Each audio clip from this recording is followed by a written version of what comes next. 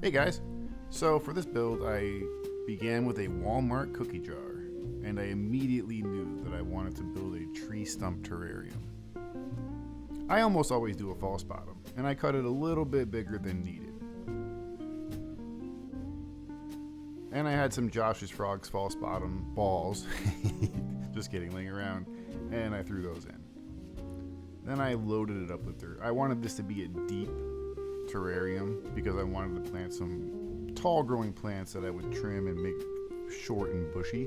And I started with chunky soil on the bottom, angling it a little towards the back, but as I finished off with nicer fine soil, which is just Reptisoil, that's when I angled it towards the back even more. Angling it towards the back just gives the plants some interest, so when you look at it from the front, it looks deep and full.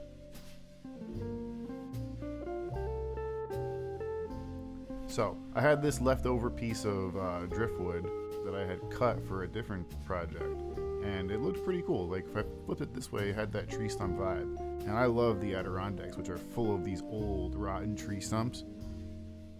And once I put it in, I realized I needed some more dirt around it to make it look natural. You want the thing to look grown in. You don't want to put it in there and have it look like you put it in there. And then I got some nice ferns, which are always the trademark terrarium plant.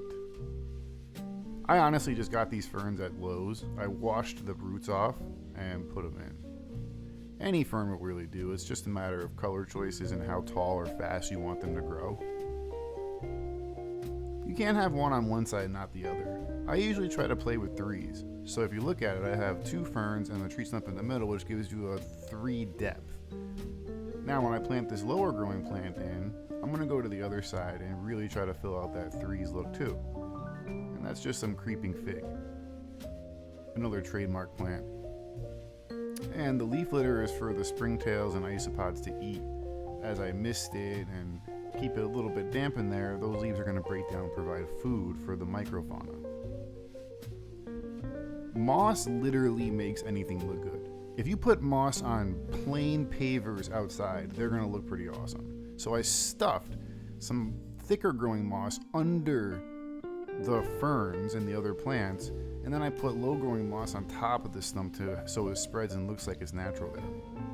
Once I did that, it looked a little bit unfull, like I said, 3s, so I put some old driftwood little pieces I had to fill out that gap. Now if you look at it, I have the small growing plant on the left, creeping fig on the right, and then the little twigs I put in with some rocks and the leaf litter all creates that look of thirds I was talking about.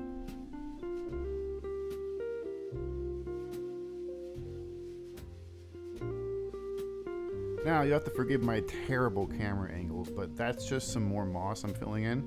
So once I planted the stones in there, it looked like I had just planted stones in there. So I put some more low growing creeping moss on top of the edges. Now when you look down into it in a second, you're going to see that it looks a little bit more full and natural.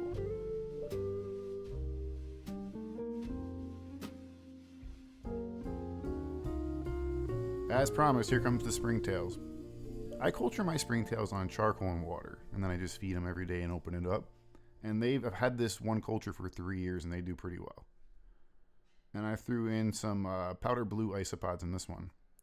They're a hardy one, and they're actually pretty cool when you look at them.